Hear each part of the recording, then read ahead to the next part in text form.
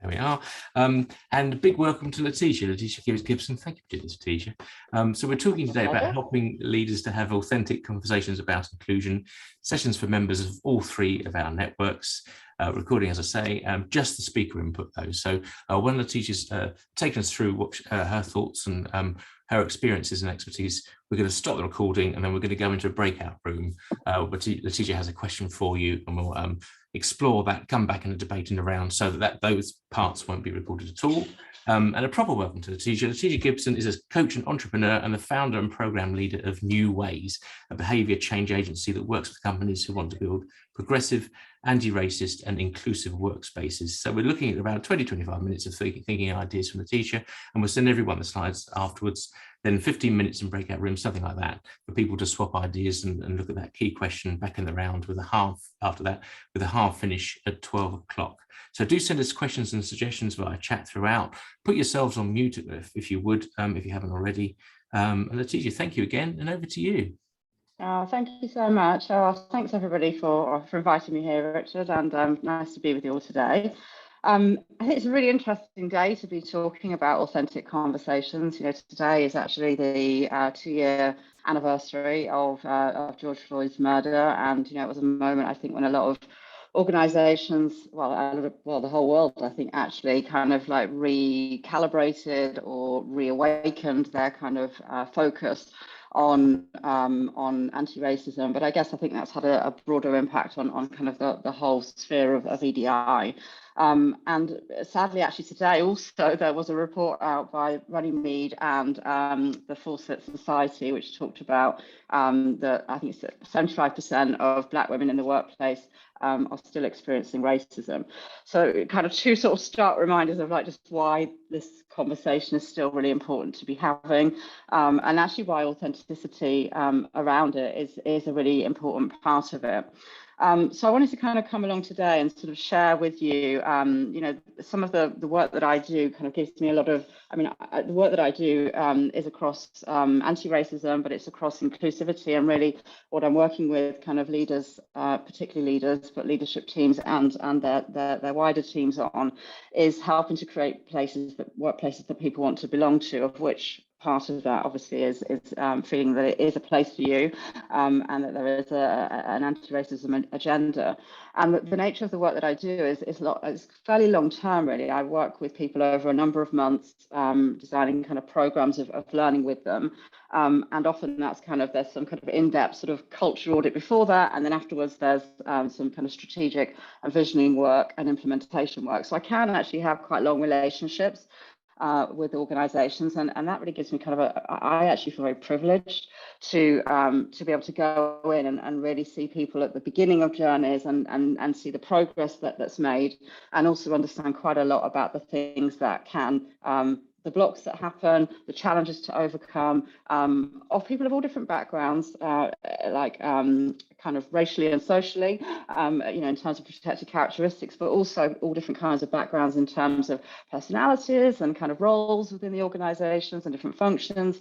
And so, yeah, I use the word intimacy actually to talk about the work that I do. I don't know if my clients would like what they'd feel about me saying that word, but I think there is a kind of intimacy of kind of lifting up the bonnet in that way, and also lifting up the bonnet of kind of people's vulnerabilities and challenges and things that they want to kind of work with, in order that we can get to a place where we have confidence and competence and engagement and authenticity within our EDI piece. So what I wanted to do today was sort of share with you some of the things that I think really kind of help authentic connection and conversations, and some of the things that kind of block that, and talk together about us sort of diagnosing, if you like, some of our own blocks in the breakout groups.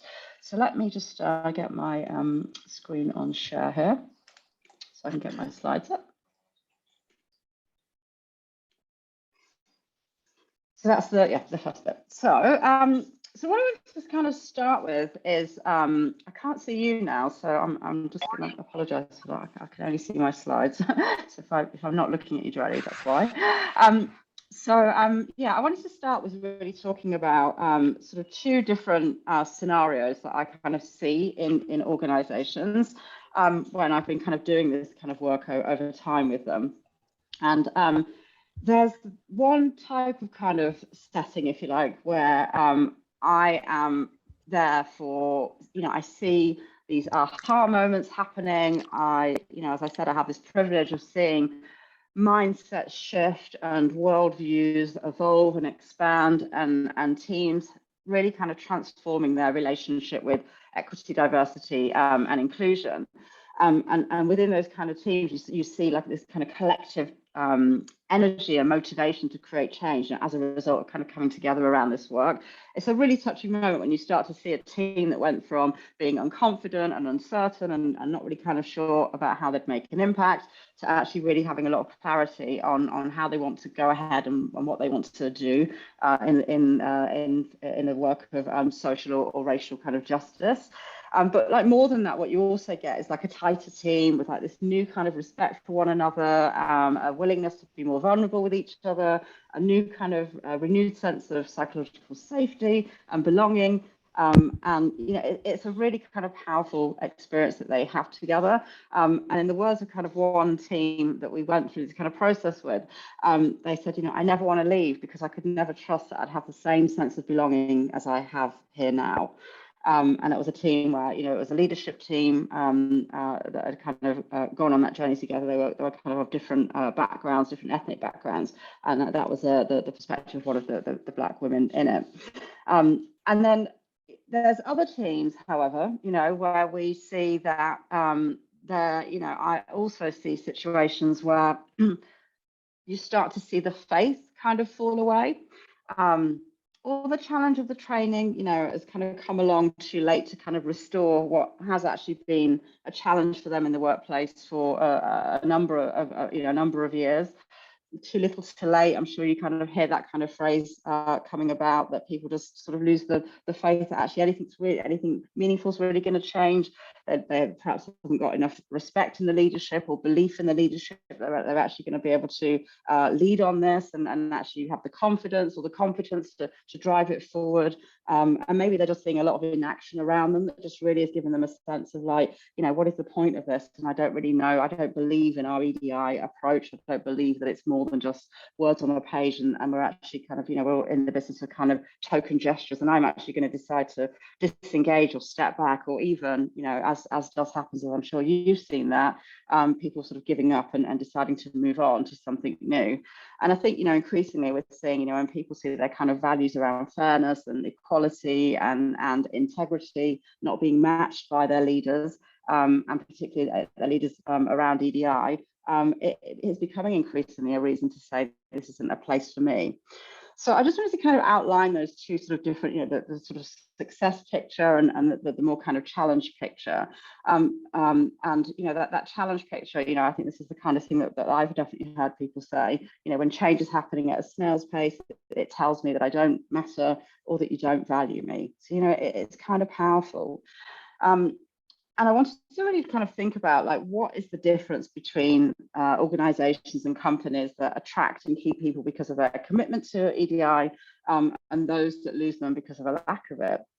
And, on the surface, you might think that this is about actual measurable action. Do I see actual progress happening around me? Do I, when we look at our metrics, do I see that we've actually moved closer to them?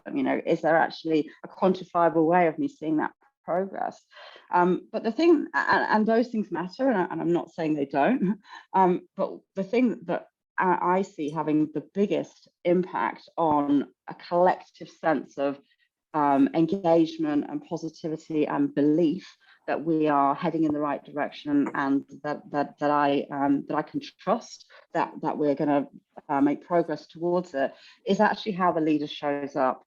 And it is about the how. It's how leaders are showing up to the work of anti-racism and equality and equity, diversity and inclusion that really matters. And I wanted to sort of talk to you about what I've seen in leaders that are showing up well in a way that really is kind of bringing that, is really kind of creating this sense of together we can really make a difference for, even if it's just our organization, but maybe it's for our sector, or maybe it's kind of more broadly in society, but in some way we are kind of, we're able to have a collective impact. And you know what I'm seeing in those leaders is that they're often willing to just kind of put their hand up and say, actually, this is something that matters to me. And I've worked with leaders that have done that and been the lone voice in their organization, maybe even in their leadership team. Maybe you've had team members that have actually been quite resistant to wanting to engage with the whole topic, but they have kind of very persistently and quite calmly just kind of carried on with, this is something that's important to us, and we're going to continue to focus on it in a really unwavering way. I've seen them engage with this externally outside of their organizations. Maybe they're getting involved in panels that are talking about this in other spaces. They might be getting involved in things within their sector, thinking about like looking at the challenge across the sector and getting involved in thought leadership type stuff. So there's that kind of level of engagement and connection to the topic. They are understanding the needs of different people within the organization. I was just saying to Richard at the start, you know, I've got a couple of leaders that actually give their team members a day off today, or the option of a day off today. It can be quite a poignant day for a person of color who is, you know, having to kind of reconnect with that moment of a couple of years ago, and acknowledge that, you know, in some ways there's been progress and in other ways there haven't been. And just that gesture in itself, you know, it really is a demonstration of authenticity. And they kind of stand out as sort of having a long-term strategy for how they are going to kind of move things forward slow. And even if that is very slowly, or at the very beginning of it, there's just a kind of a steadfastness in kind of how they talk about it and how they go about that. And what I will say is they haven't always kind of been confident with this, you know, it's just that there has been that kind of sense of commitment. There's been nervousness about going outside and talking about it, but there's been a sort of internal kind of conviction that sort of really shines through. And people, you know, people see it, and they see it kind of on a higher level, and they see it in their kind of day-to-day interactions. And so, yeah, and what's interesting about those kinds of organizations that I've observed is that people start to come to them because of that. So I actually interviewed a whole load of new starters in one of these organizations not that long ago, and actually a number of them said the main reason that we decided to come here was actually because of the way that the CEO was actually talking about this. And it really gave us confidence that this was an organization that was really committed to you know, being at the front end of positive change. And I was really struck by how a lot of those are very young people. They were of all kinds of backgrounds, but actually there was just an immediate connection to shared values and a shared value system, I think, that really matters to them. And so, yeah, it was just really, really striking. And I think the other thing that kind of does is it creates an immediate sense of psychological safety, that this is going to be a kind of organization that's really going to be accepting of people of all kinds of difference. So, yeah, just really kind of thinking about what were some of those qualities of those particular leaders. What I'd love to do now is just to share a short video, which is not specifically talking about EDI, although it does talk about inequalities, of a guy you've probably come across, Paul Polman, the exiting CEO of Unilever. And he was talking, here's a moment that I think really kind of captures a good example of what authentic connection to social and societal kind of issues looks like. I'd love to just kind of share it with you and maybe just get some reflections quickly on it afterwards. Just go to the next slide.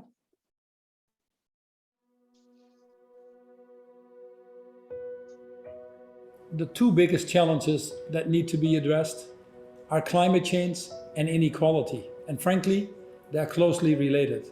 We see that we're at the point where the cost of inaction is actually higher than the cost of action, to the point that we're starting to ask ourselves the question, what the heck are we doing? And we're sleeping on the wheel. Although we're driving, we're clearly not driving fast enough. We're heading for 3.5, 4 degrees, and we're sitting here as if nothing happens. We're far behind on the global goals as well. Now, we might all be fine, but there will be a hell of a lot more people dying. There will be a heck of a lot more poverty in this world. I don't want to be responsible for that. Anytime you know that you're polluting and put carbon in the air, there's someone else going to die. Anytime you know you're wasting food, there's someone else going to die. It is our problem. We're living on that same planet. And if we don't find a way to live in harmony with our fellow citizens, it's not going to work. We don't need more PhDs. We don't need more people to go to Pluto or Mars to find the answer. What we need is human willpower. And the simple question to ask ourselves is, do we really care? Ladies and gentlemen, we belong to the 2% of the world population that has won the lottery ticket of life. And that brings us to goal number 17 of the SDGs. A goal that is called partnership. It's a partnership for humanity. It's a partnership for the common good. It's a partnership where we put the interest of others ahead of our own. In the course of history, there comes a time when humanity is called upon to shift to a new level of consciousness. It clearly is the moment to do this. You're actually doing something for generations to come. You're a real leader. You're a real leader by simply bringing humanity back to business. My simple request to you is live a life with purpose. Thank you very much.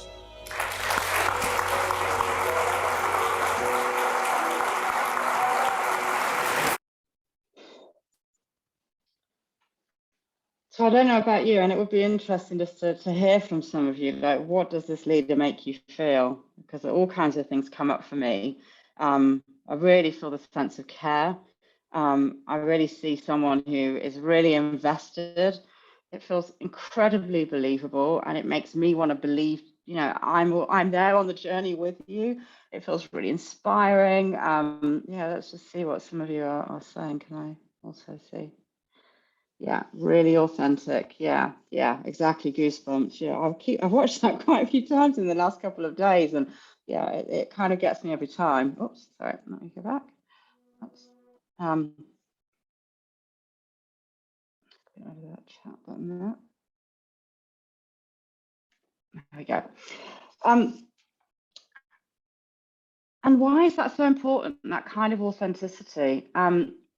I think that kind of authenticity is really, I mean, it's obviously important because the whole work of equality, equity, diversity, and inclusion is about kind of being a better organization. It's about being better humans. It's about being better in how we operate as an organization. But it's a long journey, right? It's going to take us a time to get there. I mean, I heard a peer of mine say, does the anti-racist organization even exist? And it's some of this stuff we haven't really worked out the answers to. And there are things that we're going to learn, things we're going to get right, things we're not going to get right. And I'm increasingly kind of talking to my clients about it being a marathon, not a sprint. And obviously, within that, there's I don't know if you've ever run a marathon. I've run a few, and I would say that some of the ingredients of it are about kind of emotional readiness, kind of, you know, visualizing the journey, and feeling very purposeful about why you're doing it, and, you know, and the value that it has to you. So when we kind of translate that into kind of the leadership role within our EDI work, it really is about kind of helping to keep us connected to the purpose of why we're doing this, and to hold the vision of what good looks like to us, in order that we can get there. And I don't know if you're seeing this in your organizations, but I certainly am feeling it. In all different kinds of ways. You know, there's a lot of fatigue around EDI. It's been, you know, well, it's not just been 2 years. Obviously, this has been something more progressive organizations have been thinking about for some time. But for many, it's been kind of like supercharged in the last couple of years, and not just in organizations, but in wider society. It's in the narrative of lots of kind of contexts of our lives. And people are tired, you know. Even people who care a lot about it feel like to carry on with that sense of hope can be burning people out. There's a lot of EDI professionals that are burning out. I have them coming to me and are looking for coaching. There's those that are kind of given up on change, and there's those that are just, why are we still talking about this? Haven't we kind of fixed it by now? I'm sure we've got a few more people within our organization that represent the underrepresented, and kind of isn't that enough? So the role of kind of these authentic connections and conversations and leadership kind of being engaged with them is partly about kind of managing energy too. And I think that feels like a really important part of that. So we kind of talk about like authenticity, like it's just a thing that kind of magically appears and that we can just sort of, have a conversation with our leadership teams and say, hey, we need you to be more authentic. And it obviously just doesn't work like that. Authenticity is something that it has to come from within. That is the thing that makes it feel authentic, that it looks a bit different for each of us, because the driver for why something's important to us and how something is relevant to us will look very different. So it's something that can develop over time, with different levels or different experiences and different inputs and maybe different illuminating moments that really help people sort of have those ahas and shift in a different way. And obviously that isn't something that we as a HR or people kind of development community can make happen for others. But what we can do is we can create the conditions to nurture it. And I think that's some of the work that I do, is help people kind of develop their own journey with that. And I'm sure that's the sorts of things you're doing within your own internal teams too. We can actually think about what can we put in place that's going to support people to start to make the right steps in the right direction. And I think really importantly, acknowledging that wherever they are is okay. And some people will be much further on that journey, and some people might be right in the kind of the, as I call them, the sort of detractor camp. But I've certainly seen those that have been in the detractor camp become very powerful advocates by being sort of supported to think about really what does this mean and what value does it have to us. So I just wanted to spend sort of the last sort of 5 minutes just talking a bit about the blocks and really kind of getting us kind of really feeling these quite deeply, because we're going to then be thinking about which of these blocks feel like ones that are relevant for us to be focusing on. I know there might be kind of a desire to kind of always get to sort of solutions, but I think one of the, I think the first part of that journey to an authentic response from our leadership has to come from really understanding what are the things that are getting in the way of them being able to do that. Because we all have the capacity for authentic connection on all kinds of things in life. We see it in the things that we're passionate about. So what is it that's required to kind of help reveal that passion for this topic and this whole space? And that's probably going to look different for different people. So I'm sure the first one, can they get past the fear? Is something that's probably come up for you in the teams that you work with. What can happen is that leaders can be in a place where they're still really preoccupied by, am I going to get it wrong? I'm worried about saying the wrong thing. Obviously, as a leadership, being in a leadership position, they're often in a much more visible role, both internally and potentially externally. So, there can be a lot of risk. And so the fear is kind of understandable, because it can be reputational risk, and we've all seen examples of leadership making mistakes and actually and being cancelled. So that fear is real.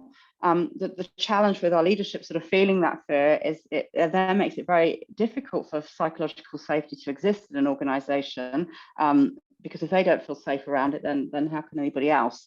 And so what the job, the kind of the journey to authenticity from that place is really about helping them to get past that fear and really getting them to a position where the focus of their headspace on EDI is not about them, but it's about the communities that are in need of us kind of creating change to enable them to bring themselves fully and not kind of be focusing on all the blocks that racism and other isms kind of create for them.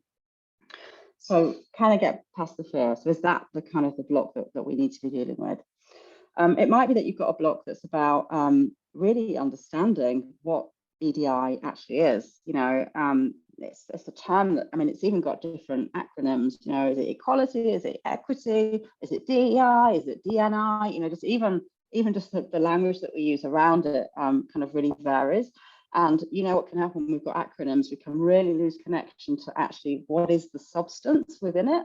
And I do hear that sometimes from leaders, and they say, look, I just need to ask, like, what does ED and I actually stand for? And that does say something when that's the kind of level that some people are starting at. But if that's where they're at, then that's where we start from. But I think it's not just understanding what the words are, it's understanding the meaning, and not just the meaning in terms of, white supremacy, or white fragility, or the myth of meritocracy, or some of these kind of terms that we hear kind of talked about in training sessions. But actually, what does it mean for our people, and actually how they can perform in their work? What does it mean for their progress? What does it mean for their well-being? What does it mean for our products and services? And actually, who are they designed for? And actually, who are we reaching? Actually, there's huge impacts of not getting EDI right, not just internally, but also externally. So actually, if they've really got a deep understanding of actually what that means for us as a business, so I think that can be a block to authenticity. The third block is, do they know their role? Do they know actually what their job is in this journey that we're going on?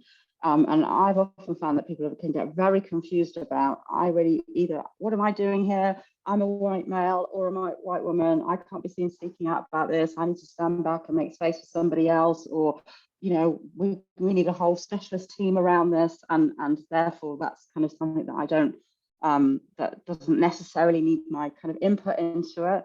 And I think that within this space, maybe there's a task of kind of growing that sense of clarity of actually what is the leadership around EDI. As we've talked about, my thought around this is that it really is about crafting that vision, holding that vision, managing the energy, keeping us connected to purpose, and being a role model for the culture that we're trying to create. So actually, the things that already exist in leadership that we would like to see leaders leading on, it's kind of expanding that to include EDI as part of it. And then that kind of connects to the next one. Do they see EDI as a lens, or something that we're doing separately over here as some other function of the business? I'm really kind of bringing EDI much more closer to really as an overlay to actually everything we do as a business is affected by this. It's about how we treat people, it's about who we reach, it's how we connect with audiences, it's the level of understanding and respect that we have, and all of those things affect absolutely everything a business does, right through to its internal people, right out to its end customers. So how connected are they to seeing EDI in that kind of more expansive way? And then finally, is there an impact vision? Like sometimes we can be on a journey, but where is it we're going? Like, what is it we're trying to change? Like, what is it that what's the kind of legacy that we're trying to create? Is it that we want to change the way our sector approaches something within the EDI space? Are we trying to grow creativity for a wider community of people to be part of, and we're working like across the sector to enable this? Is it that we, so what could those kind of thought leadership spaces look like? And actually, all too often I see organizations that haven't actually defined the visionary part of it, like our ambition for this, like what does really great look like for us? That obviously is a really big part of motivating teams and keeping us kind of focused on where we're going. So yeah, I thought I'd just share some of my kind of thoughts on the kinds of things that kind of play a role in enabling or blocking that authenticity in our leadership. And I would love us to go out into breakout groups for, I think we're going to say sort of 10 minutes, are we, Richard? Yeah, I think might be able to give it 15 if we're a bit lucky. Okay, great. Yeah, brilliant. Because really get a good conversation going. Letesia, thank you. That's really useful. And I know you were saying you weren't sure whether to share the video or not because of time, which is very thoughtful of you to ask, but really glad you did. I thought it was really powerful, and you probably saw in the chat that a lot of people found it so as well. So I'm just going to stop the recording. Bear with me.